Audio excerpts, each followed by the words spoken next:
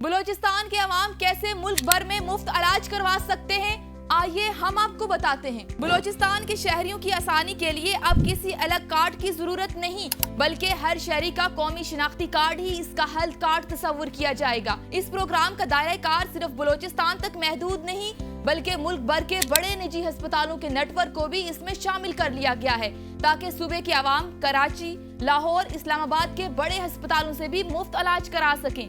बलूचिस्तान पाकिस्तान का सबसे बड़ा सूबा है, जहां आबादी बिखरी हुई है और सेहत की सहूलियात महदूद हैं। अस्पतालों और डॉक्टरों की कमी के बायस मरीजों को इलाज के लिए दूसरे सूबों जाना पड़ता है, जो महंगा होता है। सूबाई हुकूमत सेहत के शोबे में मजीद इस्लाहात ला रही है, ताकि दूर दराज इलाकों के गरीब आवाम को इलाज के लिए दर बदर न होना पड़े। वजीर आला बलूचिस्तान मीर सरफराज बुगटी ने प्रोग्राम की कारकर्दगी रिपोर्ट जारी करते हुए बताया कि अब तक 3,45,000 मरीजों को मुफ्त इलाज फराहम किया जा चुका है।